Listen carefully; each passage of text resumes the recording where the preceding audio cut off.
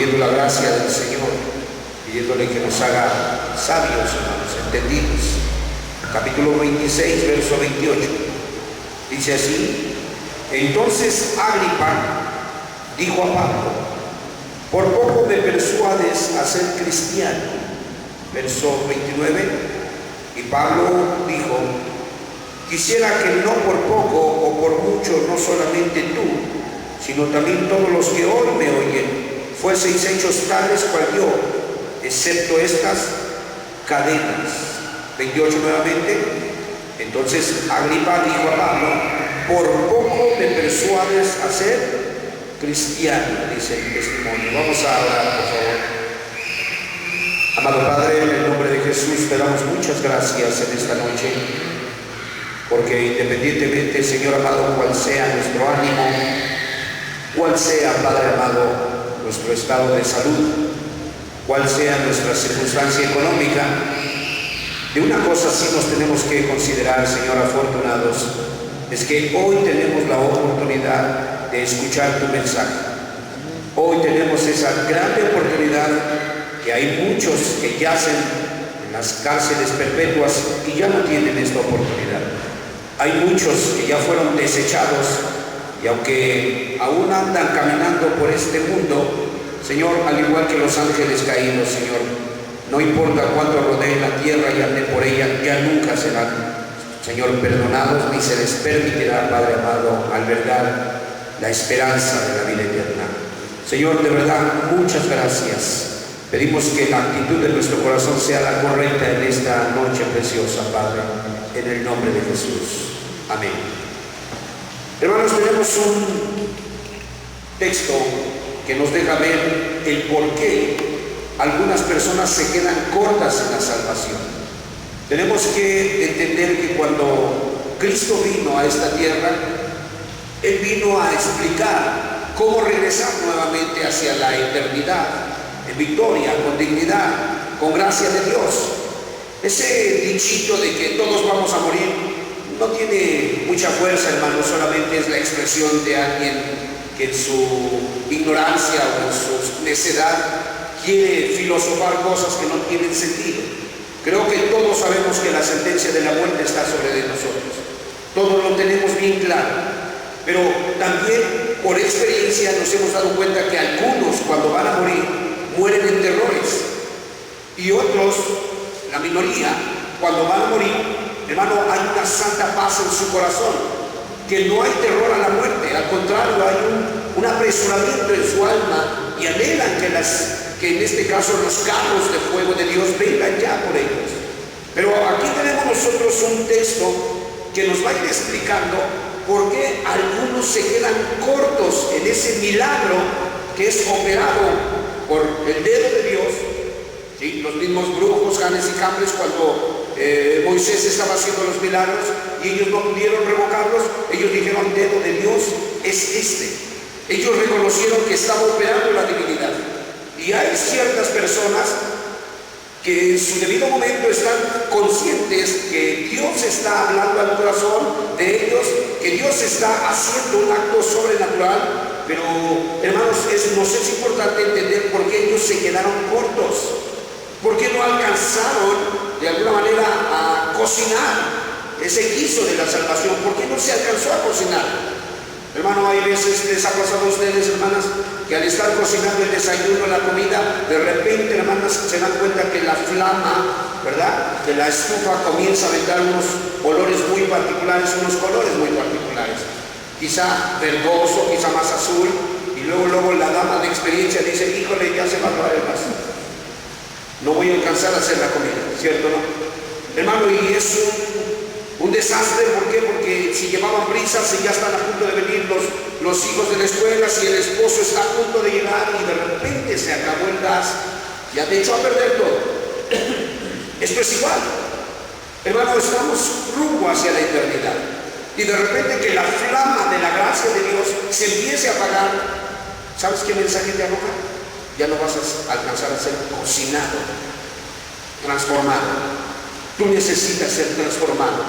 Como un bebé que estuvo 9 meses en el vientre de su madre, necesitaba pulmones, necesitaba riñones, necesitaba sus arterias, necesitaba su piel, su dermis, su epidermis, todo lo que necesita este mundo exterior para que el bebé pudiera estar completo y así poder encarar las circunstancias, el medio ambiente, la atmósfera, todo lo que hay aquí, el bebé lo necesitaba. Pero si un bebé es abortado a los 5 meses, hermano, no se alcanzó a cocinar. Y así le sucede a muchas personas. Y en el caso de este hombre llamado Agripa, nosotros vemos que Pablo lo está queriendo persuadir, porque él, al igual que sus padres, tenían conocimiento de la religión judaica. Él, al igual que sus padres, estudiaba en el Pentateuco. Hermanos, dice el judío que hubo 7 cosas que Dios hizo antes de crear el mundo entero. Número 1, el Torá. Dice que la Torá fue hecha precisamente para que el mundo pudiese ser dirigido correctamente. No solamente eso, dice que también se instituyó el arrepentimiento. Para que la vida se pudiera prolongar, se le iba a dar oportunidad a los hombres de que se pudieran arrepentir, de que pudieran reconocer su error, porque si no había arrepentimiento, entonces las cosas no perdurarían, porque Dios es un Dios muy santo. ¿Estamos de acuerdo? Número 3, dice que se permitió tener un Edén, un huerto. Por eso nosotros entendemos que en el Génesis se habla de un huerto de Edén donde pusieron a nuestros primeros padres. Y al final, en Apocalipsis se nos dice que el que venciere se le va a dar a comer del árbol de la vida que está en el huerto de Dios. Un huerto para premiar a aquellos que aceptaron y que pudieron en gracia ser transformados en su manera de pensar, en sus valores, en sus principios, en su búsqueda, en su abnegación, en su tomar la cruz cada día. Hermano, no se puede ser cristiano viviendo como los paganos. Y no esperes un premio en el Edén, sino antes bien la 4ª cosa que Dios diseñó, dicen los estudiosos, que fue el infierno, para dar castigo a todos aquellos que se dedicaron a arrojarse en los brazos de una vida sexual llena de pasiones y a satisfacerse de este lado de la muerte. Dice que una cosa más que se estableció, hermanos, el trono de Dios, para que todo el mundo supiera que la gloria es de Él y que ese trono siempre estaría establecido ahí. Otra más, que es la número 6, el templo de Jerusalén, para que todos entendiéramos que algún día todos tendríamos que llegar a ese lugar para adorar a la ciudad del gran rey. Y hermanos, número 7, el nombre del Mesías, porque sin el Mesías no hay expiación de pecados. Esas 7 cosas se instauraron antes de que pudiera el mundo existir, ya en un plan muy particular de parte de Dios. Entonces vemos aquí a San Pablo queriendo hacer reflexionar a Agripa, y una vez que él ya sabe, le dice: ¿crees, oh rey Agripa? ¿Crees a la ley? ¿Crees a los profetas? ¿Crees a la primera comunión? ¿Crees a los principios que te enseñaron cuando eras niño? Si recuerdas que te llevaba tu mami a orar, recuerdas que te hablaban o te leían los cuentitos dominicales, recuerdas que de noche te oraban contigo, recuerdas, le estaba trayendo a memoria todo lo que de alguna manera le había sido sembrado. Y dice que el texto dice que Agripa dijo lo siguiente: por poco me convences para que yo me haga cristiano. Fíjate nada más, ¿cuántos de ustedes están a poco de convertirse? Pero si no prestan atención, la debida atención, quizás tengan que cambiárseles el nombre, y en lugar de ponerles el nombre que traes ahora de vida, se te tenga que llamar Agripa de aquí en adelante. ¿Por qué? Porque tu experiencia va a ser: por poquito yo alcanzo la salvación, un poquito más y yo hubiera entrado a la vida eterna. Te llegó a pasar, hermano, que llevabas prisa y de repente oíste el pitido del metro cuando ibas hacia el centro, y de repente vas bajando las escaleras y oyes que el metro pita. ¿Qué haces? Hermano, vas bajando escalones de 3 en 3 y de repente te avientas y casi cuando vas a llegar, ¡bum!, se cierra la puerta, hermano. ¿Qué sientes? ¡Ay, cómo me pudo ganar!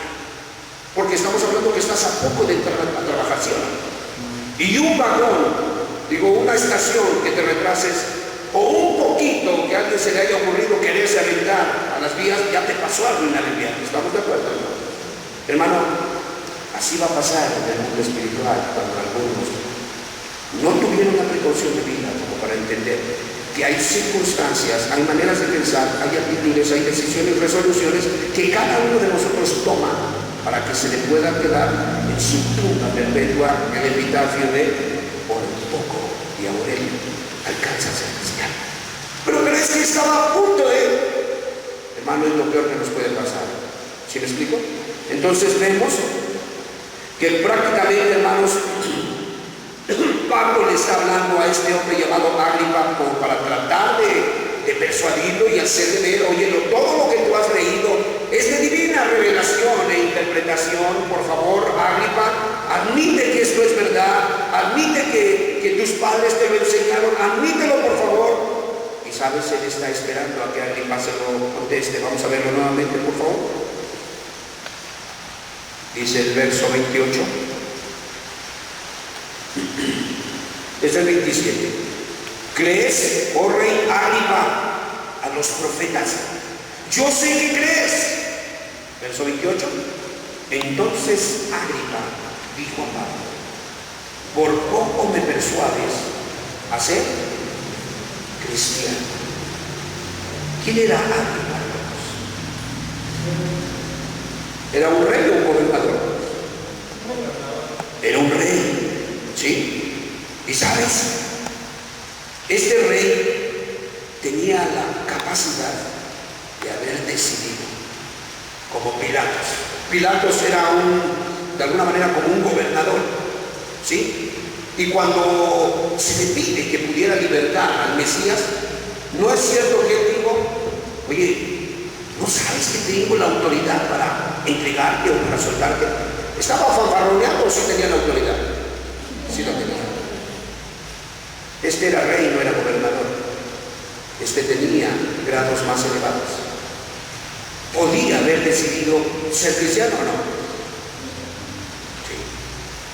Hermano, yo veo a la mayoría de aquí que es mayor de edad, excepto ese muchacho y el bebé que viene allá atrás y la otra chiquitita. Pero de ahí en fuera todos son mayores de edad.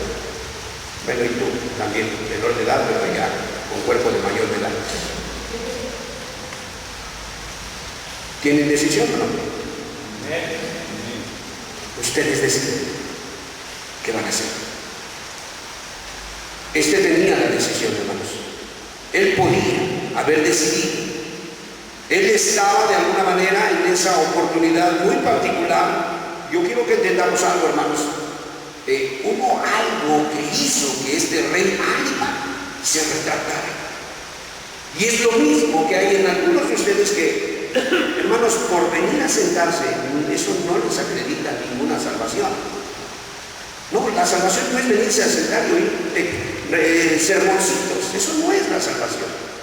La salvación es responder a esa invitación que el Dios del cielo te está ofreciendo. En ello conlleva la salvación, en que de alguna manera tú tengas la respuesta, ¿verdad? Responder a la salvación que el Señor te está queriendo dar. Y sabes, quiero decirte que estas cosas le pasaron no solamente a él, también a otros reyes. Vamos al libro de los Hechos, por favor. En el capítulo 17, 32.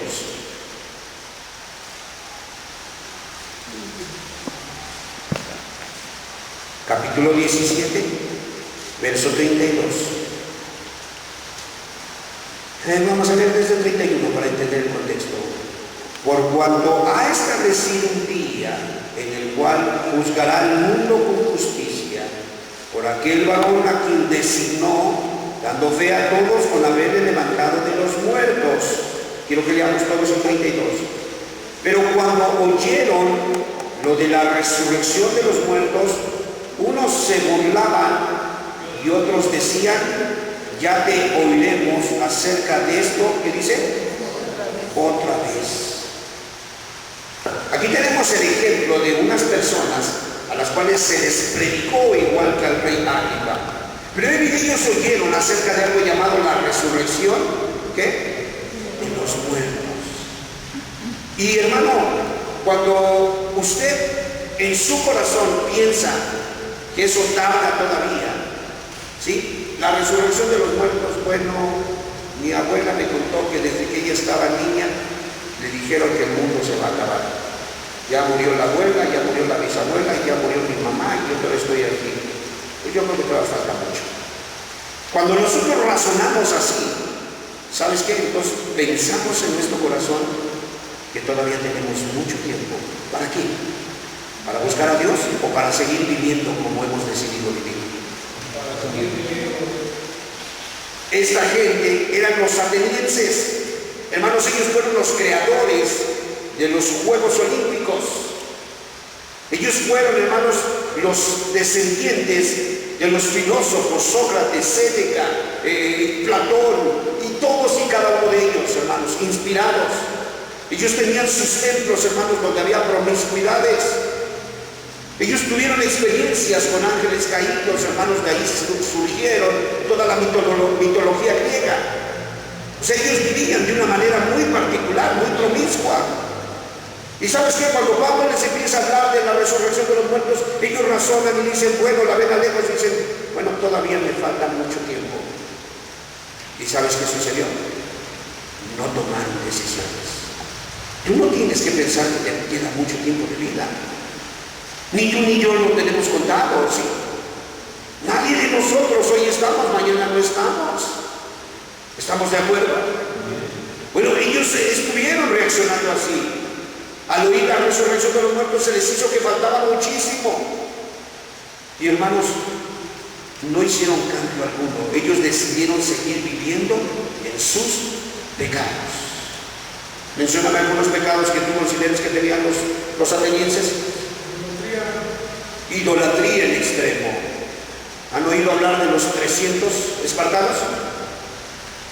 Hermanos, eran de los mismos griegos. ¿Cuál era su hobby de los 300 espartanos, Leonardo? ¿Era qué? Peleaban, eran luchadores, eran prácticamente gladiadores. ¿Sí? Habían establecido su forma de cultura. Ese era su hobby. Ellos solamente vivían para luchar, para prepararse. Ese era todo lo que hacían ellos. ¿Qué otros pecados creen ustedes que hayan tenido los atenienses? Glotonería, dice la Escritura, ¿verdad? Que había algunos ministros de ellos que eran glotones, dice así. ¿Qué otro pecado, Hortensia, crees que hayan tenido los atenienses? Soberbia. Fíjate nada más, incredulidad. Dijimos en otra ocasión que la incredulidad es decidir vivir independiente de Dios. Y decir, ¿qué dijo Dios? ¿Dijo eso? Ah, qué bueno, yo quiero vivir así. Eso se llama incredulidad. Cuando una persona decide vivir independiente de Dios, quedó en un estado de incredulidad. ¿Qué hicieron estos hombres? Ya te oiremos otro día, San Pablo, otro día que tengamos tiempo. Quedaron en un estado de condenación. Por favor, vamos al libro de Hechos 24-25.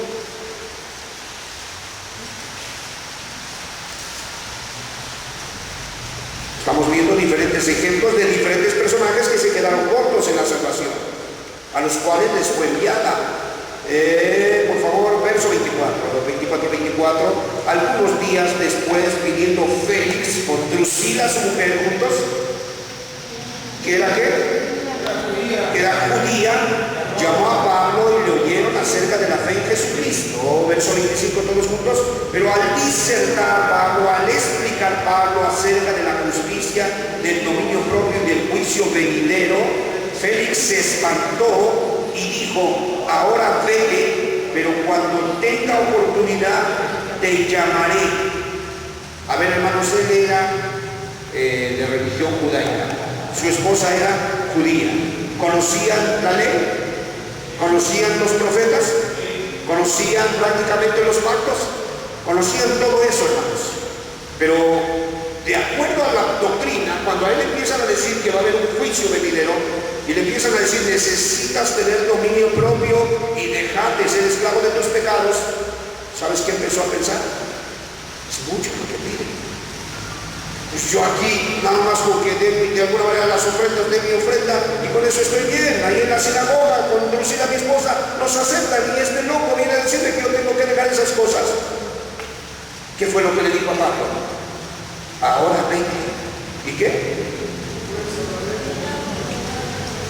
Se espantó y dijo: ahora vete, pero cuando tenga oportunidad te llamaré. ¿Qué pensaba en su corazón él? ¿Que iba a tener otra? Hermano, ¿lo volvieron a llamar? No nos dice la Escritura que lo volvieron a llamar. Sencillamente ellos habían, por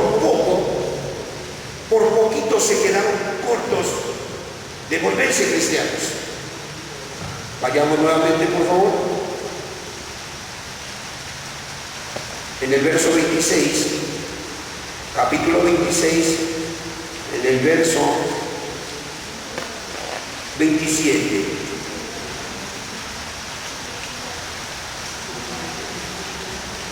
¿Crees, oh rey Agripa, a los profetas? Yo sé que crees. Entonces Agripa dijo a Pablo: por poco me persuades a ser cristiano. ¿Qué es lo que vio Pablo en Agripa? Pablo vio que Agripa podía tener una oportunidad para poder alcanzar la bendición de la salvación. Y obviamente Agripa ve que el cristianismo tiene mucha razón, que es verdad, que lo que de alguna manera Pablo le está diciendo es verdad, que de alguna manera se puede probar, que no solamente se puede probar, sino que él tiene esa oportunidad y la autoridad para poder decidir ser cristiano. ¿Sí? Entonces vemos que hay una objeción de parte de Agripa, y quiero decirte que esta objeción, hermanos, prácticamente vino por causa de que él quería seguir viviendo como él estaba viviendo. Él quería seguir pecando. Hermanos, cuando Cristo no es el que gobierna nuestras vidas, nosotros vivimos de acuerdo a lo que nos conviene y a lo que nos gusta. ¿Estamos de acuerdo? Vamos a ver San Juan 8. Eso es para todos, hermanos. Esa es nuestra carta de presentación sin Cristo. Capítulo 8 de San Juan.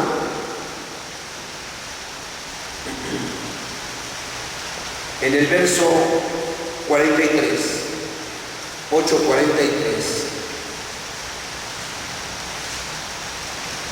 Respóndame cuando lo tenga. Dice así: ¿por qué no entendéis mi lenguaje? ¿Por qué no podéis escuchar mi palabra? Vosotros sois de vuestro padre el diablo, el calumniador, y los deseos de vuestro padre queréis hacer. Él ha sido homicida desde el principio y no ha permanecido en la verdad, porque no hay verdad en él. Cuando habla mentira, de suyo habla, porque es mentiroso y padre de mentira.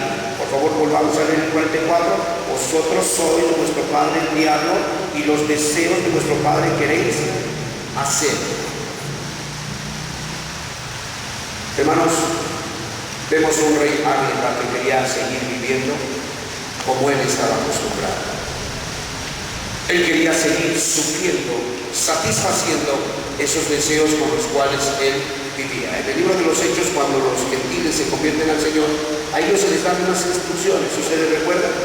Dice que los de la ley los querían circuncidar y que guardaran la ley. ¿Qué fue lo que dijeron los hermanos y el Espíritu Santo? Que era de lo único que se tenían que abstener, hermanos: de fornicación.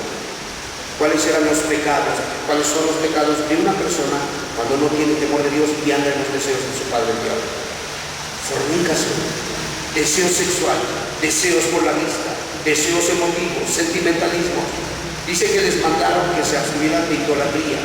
¿No es cierto que somos dados a idolatrar un hombrecito, una mujercita, un equipo de fútbol, un partidito, una moda? ¿No somos dados a idolatrar esas cosas? Hermanos, posiblemente ya no tengamos a San Judas Tadeo, los muñecos o las estampas, pero hermano, fácilmente podemos idolatrar un predicador, fácilmente podemos idolatrar una persona, un nieto, cualquier cosa. ¿Estamos de acuerdo, hermanos? Cuando Cristo está, Él nos ayuda, Él nos permite ser liberados de esas cosas. Dice que les mandaron que se guardaran de ahogado, ¿cierto? ¿No? ¿Por qué, hermanos? Porque se ha descubierto, hermanos, que cuando un animal de alguna manera es violentado a la hora de morirse, suelta ciertas toxinas. Y en el mundo espiritual, las toxinas, eso que suelta en el mundo espiritual a los demonios, a los que practican esas cosas, les agrada, ¿sí? Ese tipo de violencia, hasta para matar animales. Por eso el satanismo sacrifica animales de una manera violenta. Bueno, se nos prohibía que volviéramos a reincidir en esas cosas, porque prácticamente el mundo pagano sin Cristo así vivía, fornicando, idolatrando, sacrificando animales, comiendo rellena, comiendo sangre, participando de muchas cosas.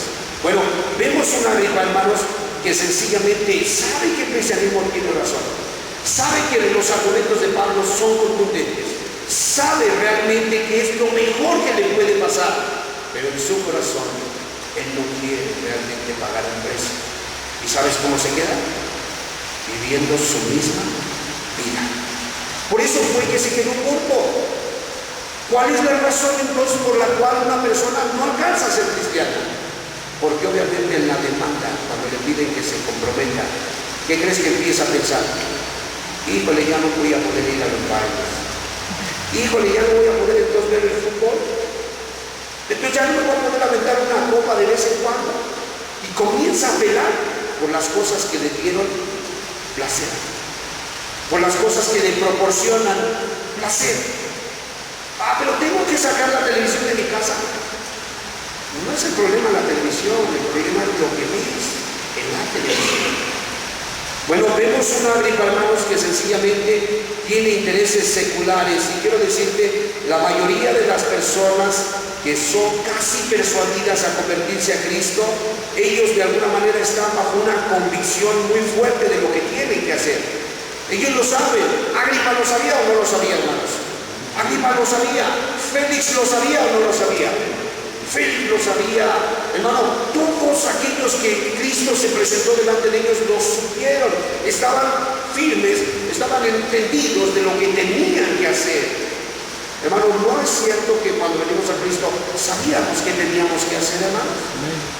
Pero estábamos de alguna manera meditando, sopesando. Híjole, pero si le digo sí a Cristo, entonces ya el próximo año ya no voy a poder hacer esto. Las próximas fiestas decembrinas ya no voy a poder hacer aquello. Estábamos sopesando nuestro placer y la responsabilidad que teníamos con Cristo. ¿Es así o no es así, hermanos? Así es. Entonces, vemos, hermanos, que ellos están bajo una convicción muy fuerte de lo que tienen que hacer, pero, hermanos, hay algo que nos gobierna, hay algo que nos ha dominado, y es su forma de satisfacer sus deseos insanos. Eso es lo que nos ha gobernado. Lucas capítulo 18, verso 22.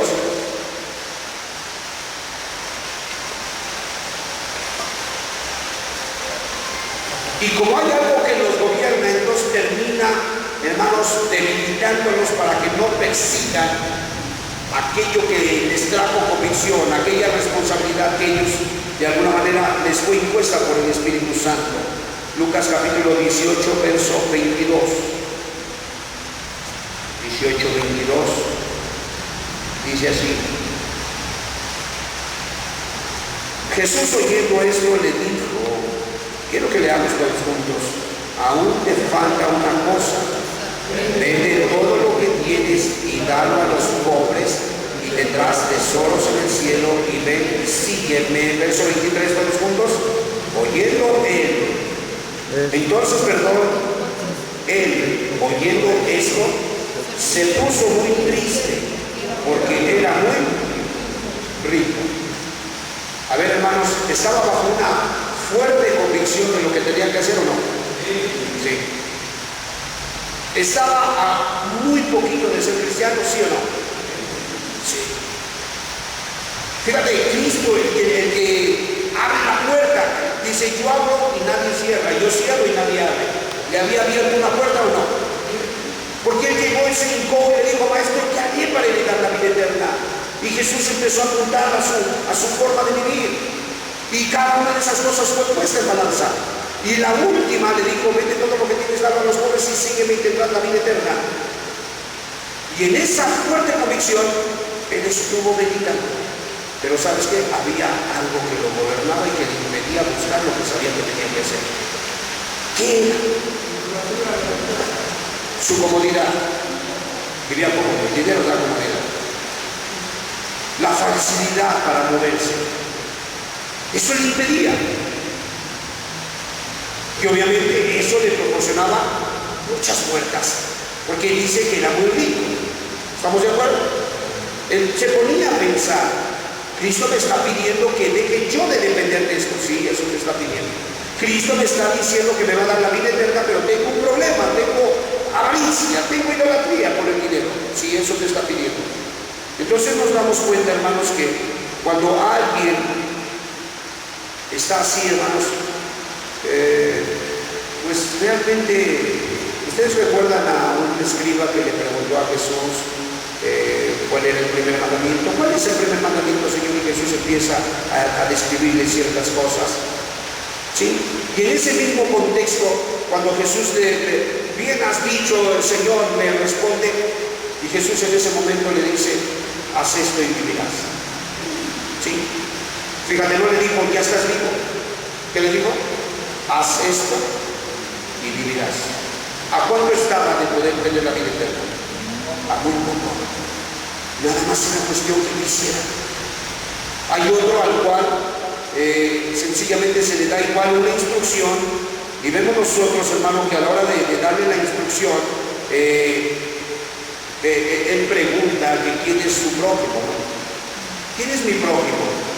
Y Jesús está disertando muy hermosamente. Vamos a verlo, Marcos capítulo 12, verso 38.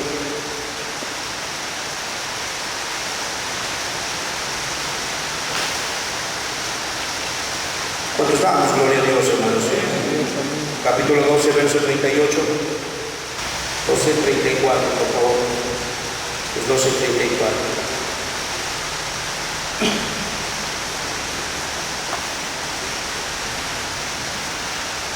Jesús, entonces, viendo que había respondido sabiamente, juntos por favor, le dijo, no estás lejos del reino de Dios. Y ya ninguno osaba preguntar. Aquí tenemos un individuo que hizo una pregunta muy pertinente. ¿Cuál es el primer mandamiento? Y Jesús comienza a responderle. El primer mandamiento, oye Israel, el Señor nuestro Dios, uno es, llamarás al Señor tu Dios con todo tu corazón, alma y cuerpo, y a tu prójimo como a ti mismo. Y él dice, bien ha respondido, maestro. Y Jesús le termina diciendo, fíjate lo que le dice, no estás lejos. ¿De dónde? Del reino de los cielos. A ver, hermano, ¿estaba dentro? ¿Estaba dentro este hombre? No. ¿Dónde estaba el pecado? Quizás a un paso, hermanos. ¿Sí o no? Fíjate lo que le dijo Jesús. No estás lejos del reino de los cielos, pero no estaba dentro. Por un poquito de espacio se quedó fuera.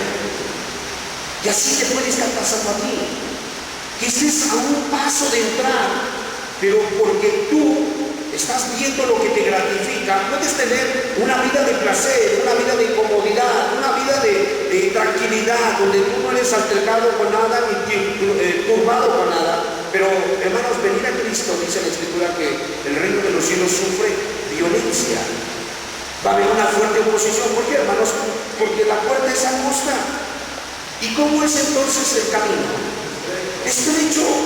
Pero, hermanos, muchos de los que quieren ser cristianos o de alguna manera meten su membresía para ser cristianos, hermano, ellos quieren entrar por una puerta angosta y encontrar un camino espacioso. No se puede. Entonces, cuando hablamos de una puerta angosta, hermanos, hablamos de un milagro. Estamos hablando que Cristo vino y da entendimiento y te dice, es esto lo que quiero.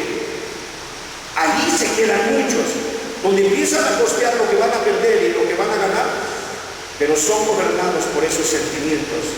Y por eso tenemos que enumerarlos. Tenemos un joven rico que tenía mucho dinero y el dinero le daba comodidad y placer. ¿Y sabes qué dijo? No, no es para mí. ¿A cuánto se quedó de entrar? A muy poco. Tenemos un Félix cuya esposa era judía. Conocía abundantemente de los ritos. Conocía del Evangelio del Antiguo Testamento. Sí lo conocía. Pero ¿sabes qué? Cuando Pablo le dijo que él tenía que regularse, si es que iba a entrar, estaba a un paso de entrar, hermanos. Reitero, la puerta estrecha es el milagro cuando una persona recibe el llamamiento y responde al Evangelio, ¿sí? se aparta de sus pecados, los confiesa y le cree al Señor Jesús, el Señor Jesús lo mete y le cambia su modo de pensar. Pero una vez que entra, es una vida de disciplina. No sé si me explico. Dame la definición de disciplina. Es muy recto, ¿no? Recto. Sí, comienza a enderezar sus hábitos, comienza a quitar costumbres que no están bien, comienza a quitar trivialidades, comienza a enderezarse, comienza a abandonar las modas del mundo, comienza a abandonar la forma de vida del mundo. Hermano, es una vida de disciplina. ¿Sí me explico? Y no le vas a caer bien a todos. La persona va a decir que eres fanático, la persona va a decir que estás exagerando, las personas van a decir que no te claves tanto. Muchos argumentos va a haber, hermanos. Y entonces entendemos por qué Félix, cuando le dicen juicio venidero y dominio propio, ¿sabes qué? Se espanta y dice, ¿qué? Ahora vete, Pablo, y ya después te escucharé. ¿A cuánto tiempo estuvo, a cuánto espacio estuvo de entrar a la salvación? A muy poco. ¿Pero qué fue lo que le impidió? ¿Meterme en una vida de disciplina? Si soy gobernador, ¿cómo te imaginas la vida de un gobernador, Samuel? ¿Cómo son los gobernadores? Son ricos, los invitan a cada rato a reuniones. Hay unas grandes mesas llenas de todo tipo de manjares. Hay mujeres ajenas, hay droga, hay opulencia, hay viajes. Imagínate nada más si de repente le dicen a él que tiene que dominar sin él de dejar de hacer eso. ¿Qué dice? Ahora bien, después te llamaré. Lo gobernó su manera de vivir y eso le impidió que siguiera aquello que ya tenía claro que era su responsabilidad. ¿Estamos de acuerdo? Hermanos, lo mismo sucede con aquellos que estaban en el Areópago, y cuando Pablo va a predicarles, ellos dicen que cuando Pablo comienza a hablarles de la resurrección de los muertos, ¿qué dicen en su corazón? ¿La resurrección de los muertos? Pues no, nuestra religión nos dice otra cosa y nosotros nos la pasamos muy bien, vamos a ir a tal templo, ahí hay mujeres con las que fornicamos y después de eso ofrecemos sacrificio a nuestros dioses y ellos no los aceptan. ¿Y tú quieres que nosotros nos apartemos de eso? No, en otro tiempo te escucharemos. Hubo una actitud, una vida de placer que los gobernaba y que les impedía llegar hasta lo que Dios les estaba pidiendo. Hermano, lo mismo pasó con este que de alguna manera sugirió, preguntó, ¿cuál es el primer mandamiento? Hermanos, Jesús se lo contestó. Pero una cosa era real, no estaba dentro del reino de los cielos. ¿O sí? No estaba. ¿Tenía el conocimiento? Estaba muy poco tiempo de poder entrar. Al grado que tenía el conocimiento de lo que tenía que hacer, ¿estamos de acuerdo? Pero esa sensación, esa vida de placer, esa vida acostumbrada a vivir autosatisfaciéndose, esa vida, hermanos, le cegó y no le permitió ir hasta lo que era su responsabilidad. Tenemos el caso de Agripa, es persuadido, conoce de la religión, sabe cuál es el evangelio. Hermano, el evangelio del Antiguo Testamento eran ritos y sacrificios. Cuando alguno pecaba, alguien tenía que traer un animal, sacrificarlo y ofrecerlo como una ofrenda de expiación por el pecado. Era todo lo que tenía que hacer. Cuando alguien tenía un sacrificio de gratitud, había que traer de alguna manera ciertos condimentos y había que mezclarlos y de repente presentarlos ante el sacerdote, los ofrecía y Dios le perdonaba. Nada más era un acto de fe a través de los sacrificios de animales y de alguna manera las mesidas de costillas que había ahí, quitarle la grasa, ciertos ritos que había. Ese era su evangelio, hermanos. Y entonces cuando vemos aquí que Agripa es llevado a tomar responsabilidad, él como rey, hermano, comienza a ver su vida y sus pecados que tiene que dejar. ¿Y sabes qué dice? Por poco te persuades. Pero no, creo que todavía tengo tiempo. Más adelante, quizás. Hermanos, ya nunca más se volvieron a mencionar. ¿Sí me explico? Y ahora vayamos al texto para que nos demos cuenta cómo concluye prácticamente Dios con estas cosas, con este tipo de actitudes en las personas. Fíjate nada más. Capítulo 26. Es 26, 28. Entonces Agripa dijo a Pablo, por poco me persuades a ser cristiano. Verso 29, Y Pablo dijo: quisiera Dios que por poco, por mucho, no solamente tú, sino también todos los que hoy me oyen fuesen hechos tales cual yo soy, excepto estas cadenas. Cuando había dicho estas cosas, se levantó el rey y el gobernador y Berenice y los que se habían sentado con ellos, y cuando se retiraron aparte hablaban entre sí diciendo: ninguna cosa digna de muerte ni de prisión ha hecho este hombre. Y Agripa dijo a Festo: ¿podía este hombre ser puesto en libertad si no hubiera apelado a César?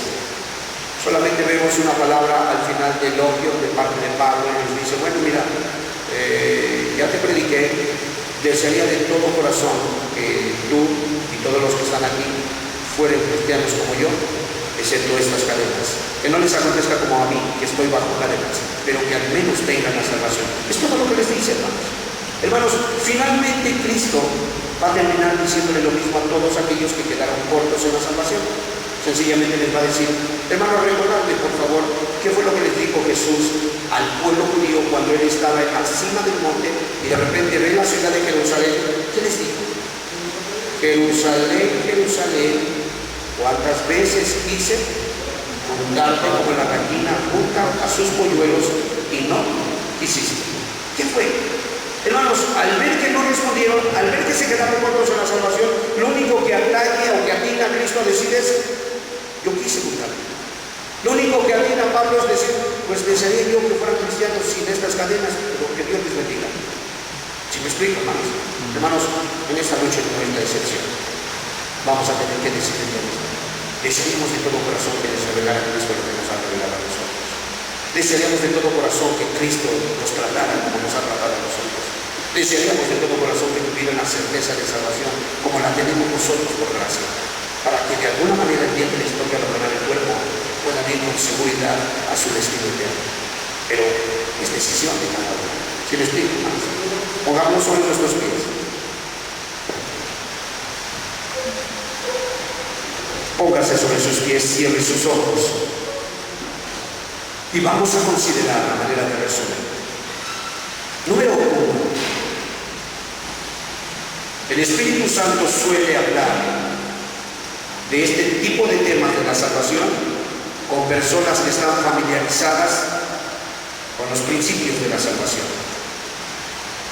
Te he mencionado a Félix, te he mencionado al joven rico que había guardado todos los mandamientos, te he mencionado, hermano, a Agripa, y te he mencionado inclusive a los mismos griegos que eran muy cultos, eran muy filósofos.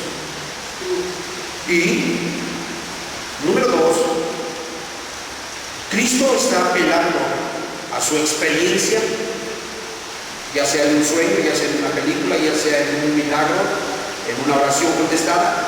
Cristo está apelando a esa experiencia o un conocimiento que tuvieron en su juventud, para tratar de convencerlos de que esta es la verdad, de que es lo mejor que pueden decidir, la mejor decisión.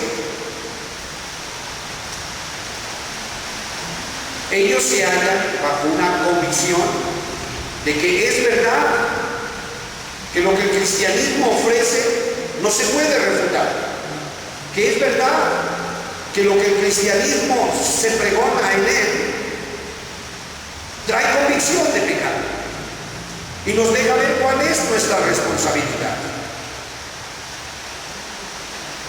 Pero vemos que muchos de los que se van a quedar cortos y no van a alcanzar a entrar, número 1, es porque ellos están considerando los pecados que tienen que dejar.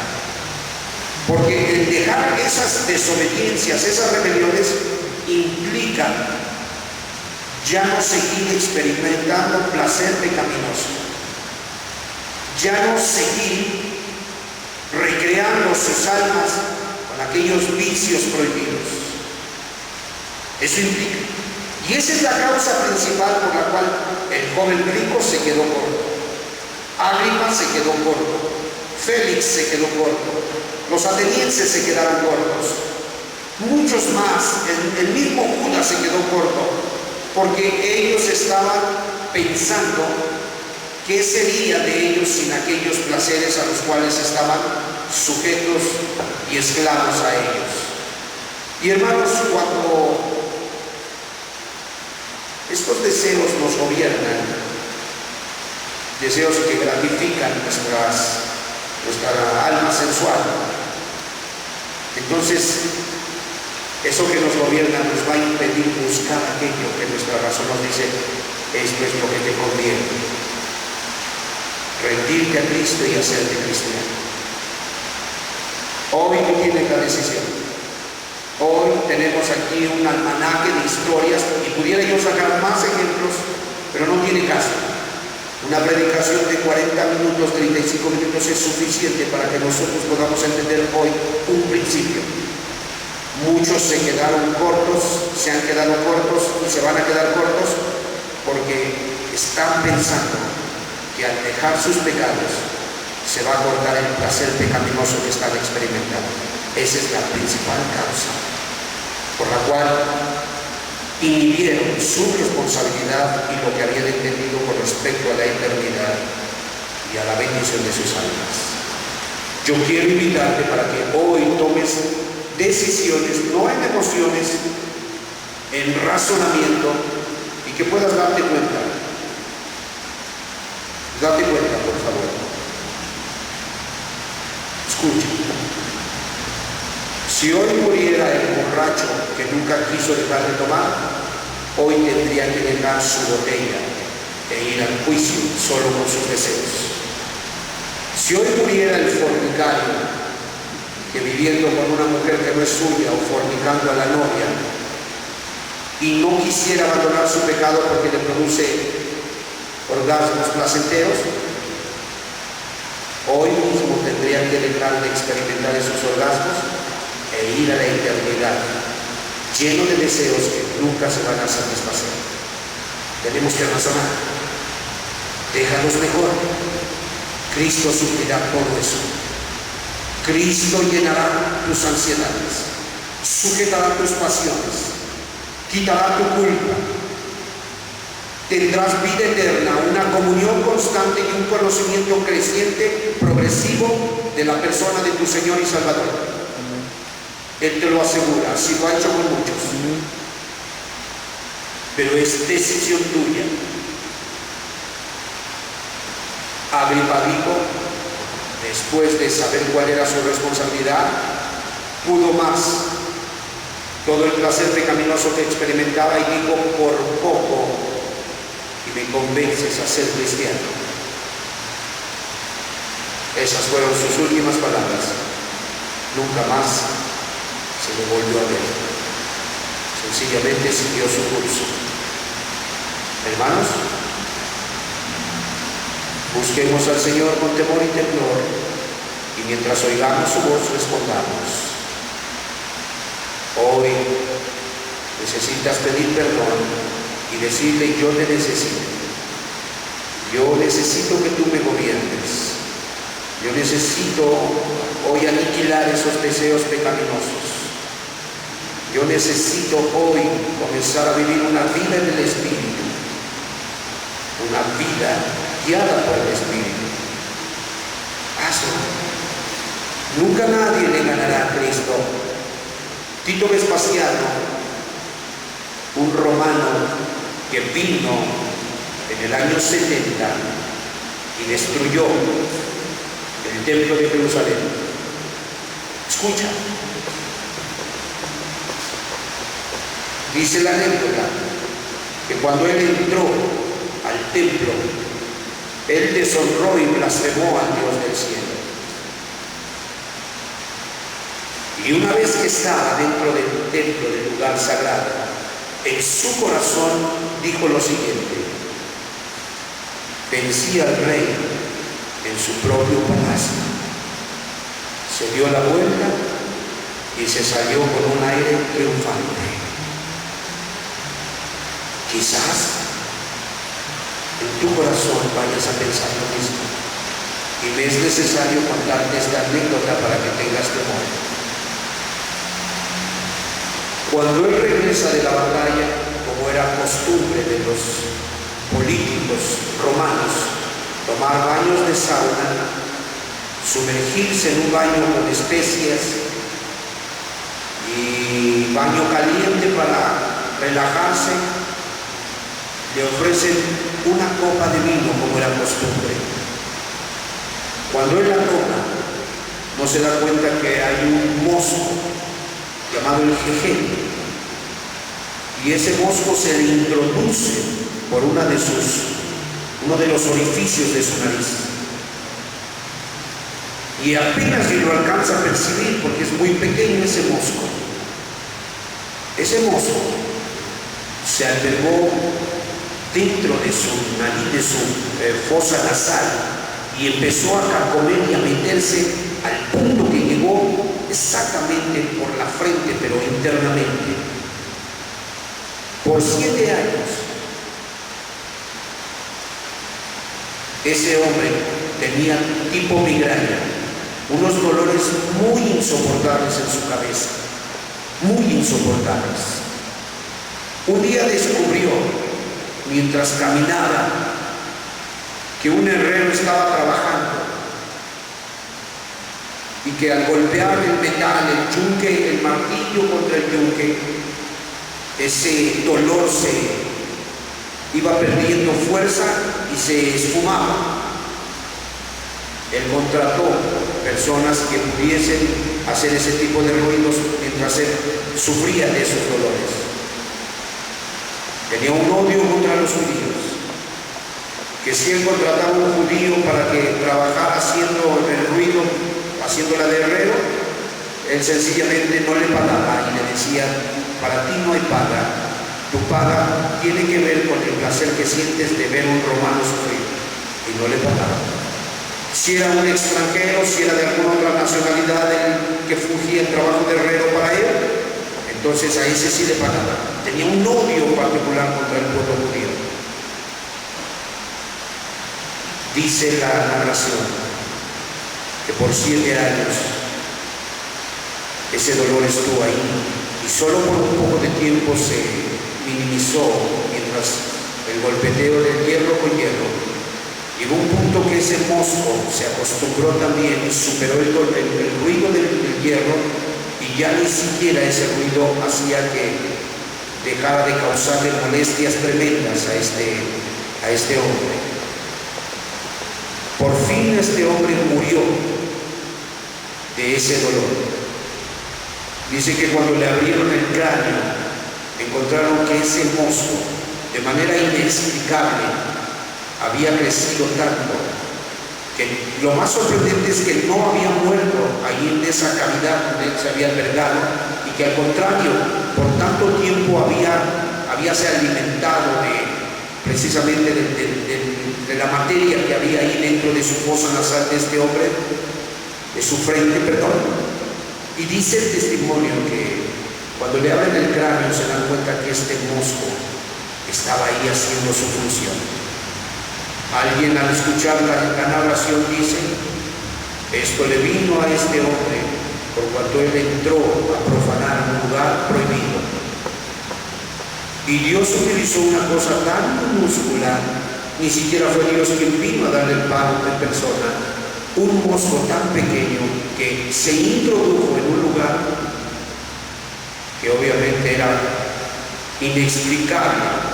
Un lugar donde jamás se le hubiera ocurrido a nadie que pudiera entrar un mosco y vivir por tantos años, como para recordar que no puedes profanar el nombre de Dios al entrar a su lugar santísimo y quedar impune. Asimismo lo hizo a través de un pequeño mosco que se introdujo en un lugar donde nadie puede explicar cómo pudo vivir tantos años.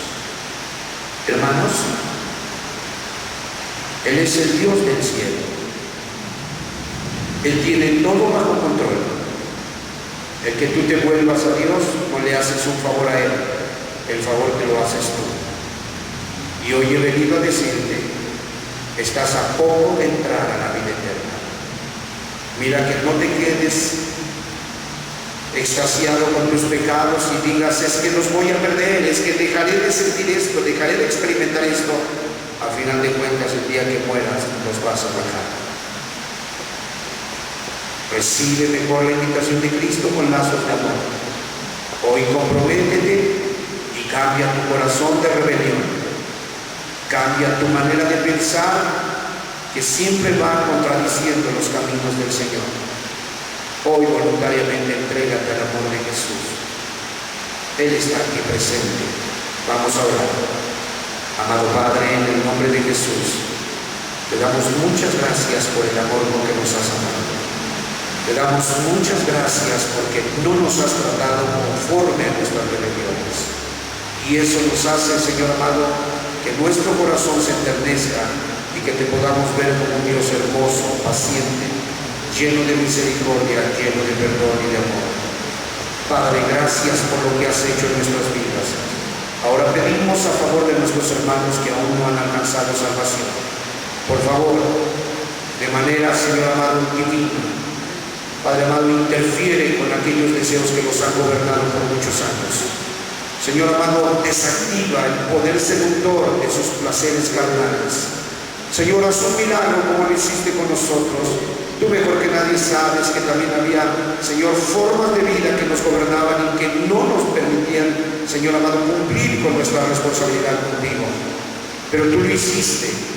Nosotros te bendecimos y te alabamos, Señor amado, y jamás nos atribuiremos nada que no hemos hecho. Eres tú quien nos salvó. Hoy te pedimos, Señor amado, al pecador, concédele la oportunidad, Señor amado, de que pueda ser libre, libre por la sangre del Cordero, por el poder redentor, Señor amado, del sacrificio expiatorio. Por favor, te lo pedimos. Padre Santo, gracias te damos en el nombre precioso de Jesús. Amén. Gracias.